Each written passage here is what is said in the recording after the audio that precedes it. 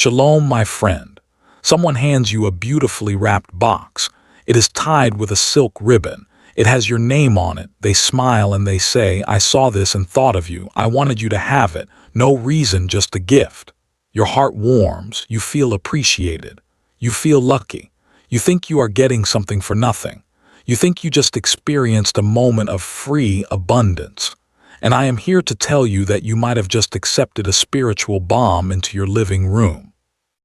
You might have just signed a contract in the unseen realm that will cost you 10 times the value of that gift in lost deals, broken equipment, and mental fog.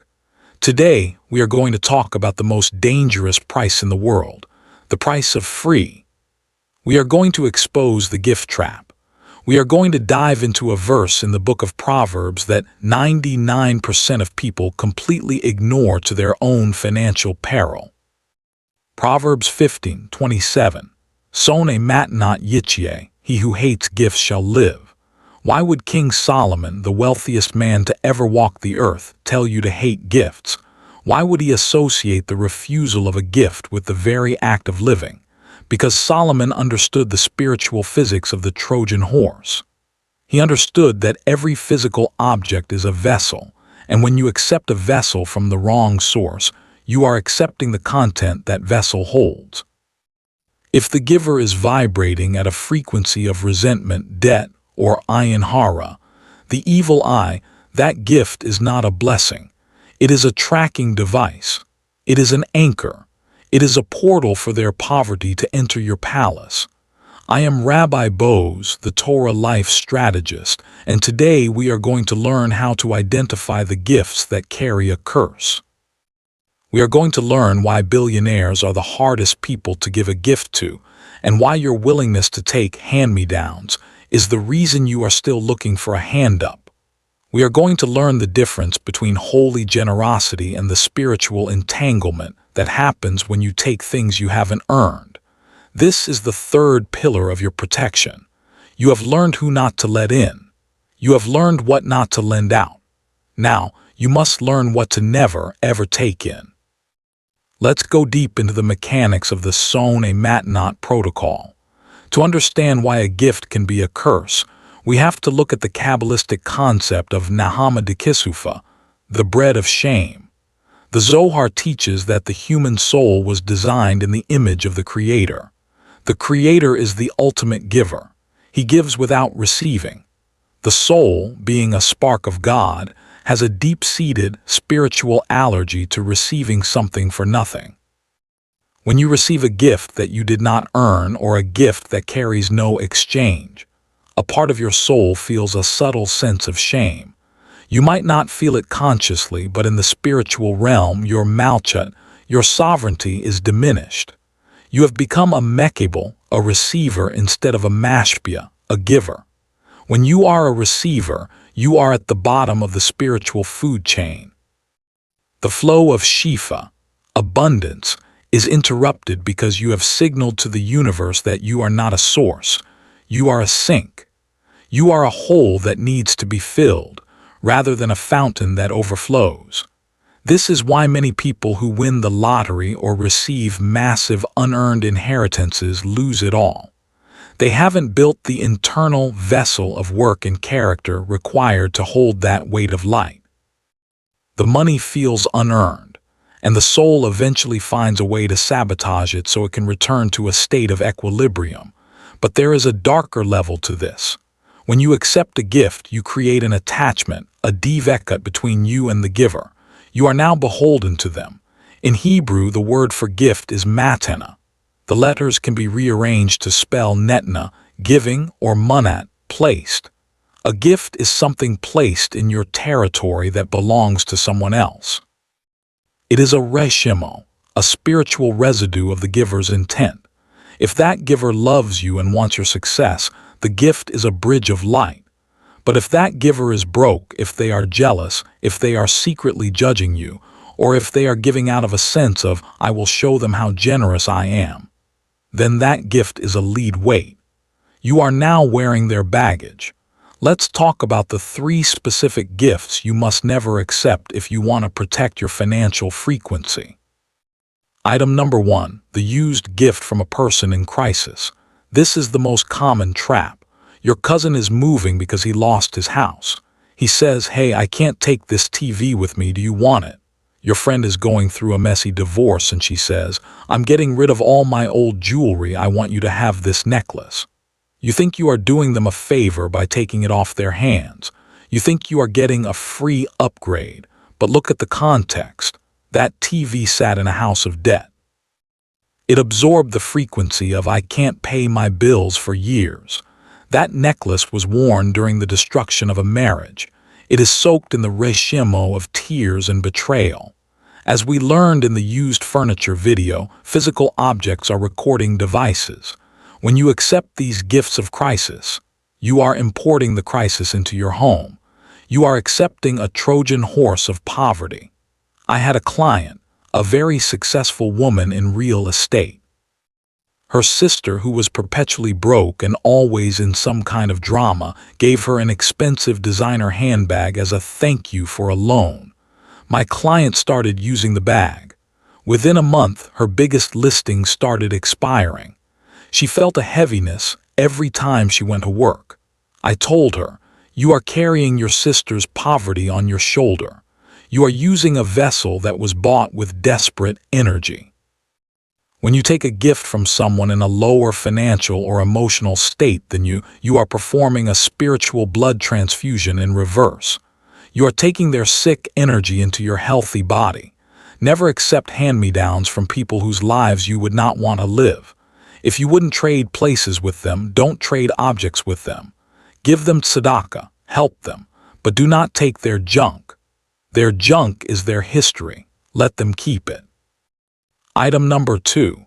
The gift from the resentful giver, the evil eye gift. This is the most dangerous one because it is invisible. This is the gift from the person who has to give you something.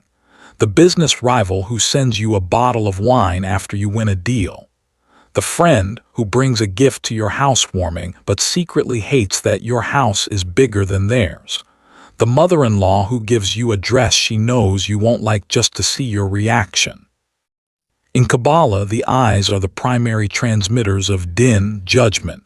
When someone gives you a gift while feeling ayin hara, the evil eye toward you, they are literally wrapping the gift in judgment.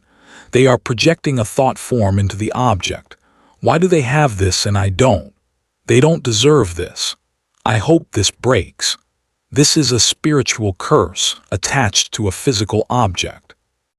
The moment you bring it into your house and put it on display, you have created a permanent broadcasting station for their jealousy.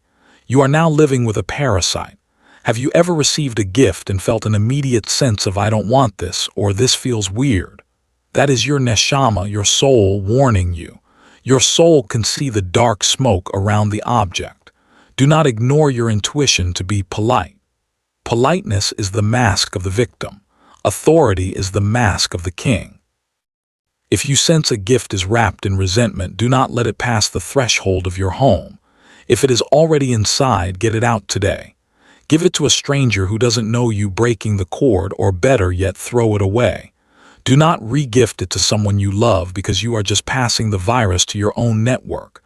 Item number 3. The unearned easy money or handout. This is the gift of the bailout. You are in a tight spot. You are $10,000 short for your business. A person you don't really respect or a person who likes to control others says, "Don't worry, I'll just give you the money. Consider it a gift." This is the most expensive money you will ever receive. In the Torah, Abraham is offered a gift by the king of Sodom. After a great battle, the king of Sodom says, "Give me the people and take the goods for yourself." Abraham responds with one of the most powerful declarations of financial sovereignty in history. "I will not take a thread or a shoelace or anything that is yours, lest you say, 'I have made Abraham rich.'" Abraham understood the transfer trap. He knew that if he took the unearned wealth of Sodom, his future success would be credited to a corrupt source. He would have a spiritual debt to a lower frequency. He wanted his wealth to come from only one source, the infinite God. When you take easy money from the wrong person, you are giving them ownership over your destiny. You are creating a cry of dependency. The energy of "I was saved by them" will always be in your foundation. And let me tell you, the Savior always wants their pound of flesh. They will use that gift to manipulate you, to guilt you, or to demand favors later. It kills your drive. It kills your hunger. It makes you a spiritual beggar. Billionaires do not take handouts. They take investments. They take loans with clear terms. They take partnerships. But they do not take free money from people who want to feel superior to them. If you cannot earn it, or if you cannot find a clean way to trade value for it, do not take it. It is better to go slow and stay sovereign than to go fast and be a slave. Listen to me, because this is the root of the nice guy fallacy. Many of you are receivers by habit. You think it's rude to say no. You think, well, it's free, so why not? This is the poverty mindset. The poverty mindset thinks in terms of cost. The wealth mindset thinks in terms of value and frequency. The poverty mindset says, if it costs $0, I am winning. The wealth mindset says, if it costs $0 but lowers my frequency by 10%, I am losing millions. You must become an aggressive gatekeeper of your territory. You must realize that your home is a high-frequency sanctuary. You do not allow foreign matter in without a thorough scan. This is what it means to be a sone matnot, a hater of gifts. You don't hate the person, you hate the entanglement. You hate the silver cord that ties you to someone else's chaos. You want to be knacky, clean. You want your money to be kosher, fit for use. You want every object in your house to be yours 100%. No shared titles with a resentful aunt. No shared energy with a bankrupt friend. No shared destiny with a manipulative donor. When you are 100% owner of your energy, you are unattackable.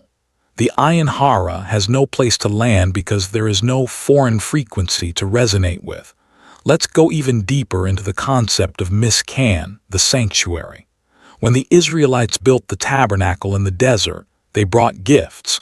But God gave Moses very strict instructions on what could be accepted, only from the one whose heart was moved to give. If someone was giving out of obligation or fear or to show off, their gold was not accepted. Why? Because the raw material carries the intention. If you build a temple with the gold of a greedy man, the temple will eventually collapse under the weight of that greed. If you build your lifestyle with the gifts of people who are in spiritual or financial chaos, your lifestyle will eventually reflect that chaos. You are the high priest of your home. You must be as strict as Moses. You must audit the heart of the giver. If the giver is someone who is always complaining about being broke and they give you a gift, they are literally giving you a piece of their lack. They are trying to offload their poverty consciousness onto you so they can feel a moment of power. Do not let them. I want to tell you about the gift of the manipulator. This is the person who gives to create a moral debt. They give you a gift so that the next time they ask for a favor, you feel like you can't say no. They are buying your no. They are purchasing your boundaries. Every time you accept a gift from this person, you are selling a piece of your freedom. This is why billionaires often pay for everything themselves. They go to dinner with people and they pick up the tab, not just to be nice, but to remain free.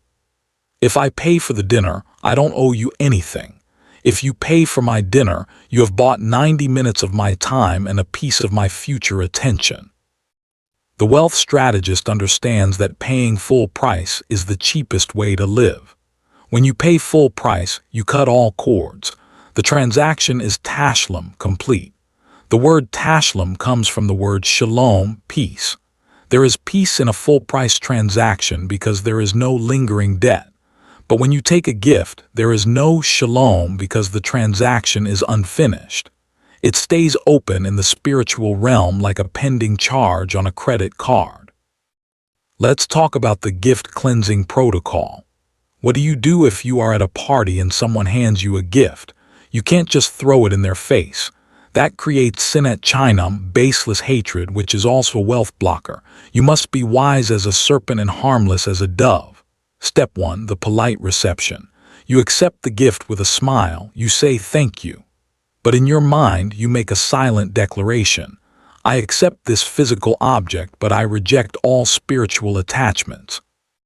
This gift is hefker, ownerless until I decide its fate. I am not beholden to the giver.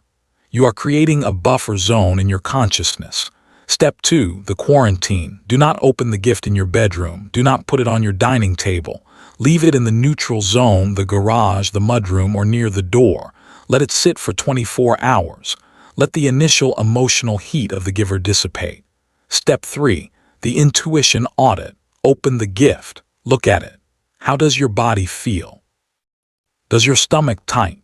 Do you feel a subtle If you feel any negativity, the object is a carrier. Step 4. The disposal. If the item is high value but carries a bad frequency, do not keep it.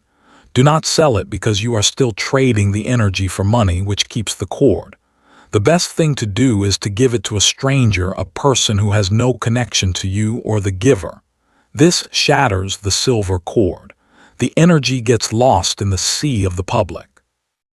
If the item is low value, throw it in the trash. Smash it first. Break the vessel. Step 5. The sone matinat declaration. If you decide to keep a gift because it's from a clean source, you must still sanctify it. Wash it with salt water. Say out loud, this object is now a part of my malchut. I disconnect it from the giver. It is a vessel for my success. Amen. You must become the high priest of your living room. Now let's look at the billionaire exception. Is it ever okay to take a gift? Yes. From a tzaddik, a righteous person, or a mentor who is more successful than you and truly loves you. When a billionaire gives a gift to a protege, he is performing a transfer of mazel in a positive way. He is clothing you in his frequency. This is a holy gift. This is why Elisha wanted the mantle of Elijah. This is why a father blesses his sons. The energy is flowing from a full cup to an empty cup with the intention of making the second cup overflow. This is hesed, mercy. You can feel the difference. A holy gift makes you feel high. A Trojan horse gift makes you feel heavy. Trust the feeling. The feeling is the prophecy of your soul. Think about the law of the vacuum. The universe is trying to give you big things. It is trying to pour millions of dollars into your life. But your hands are full of $20 gifts from people who don't matter. Your closet is full of free t-shirts you never wear. Your garage is full of tools your neighbor gave you because they were broken. You have no vessel for the big blessing because your life is cluttered with junk grace. When you practice sone matinat, when you start saying no thank you to the small, unearned things, you are creating a vacuum. You are showing the Creator that you are only interested in high-level provision. You are clearing the runway for a 747 of abundance to land instead of letting your cousin park his broken bicycle there. I want you to understand the spirit of dependency. When you accept gifts as a way of life, you are training your brain to look outside of yourself for survival. You are reinforcing the scavenger identity. The scavenger waits for the leftovers of others. The lion hunts for his own. The billionaire creates his own. You cannot be a king if you are still thinking like a scavenger. Every time you say no to a gift you didn't earn, you are strengthening your masculine power. You are telling your subconscious, I am capable, I am a provider, I don't need charity. This builds baitachon, a radical trust in God and your own God-given abilities. This trust is the magnetic force that pulls wealth toward you.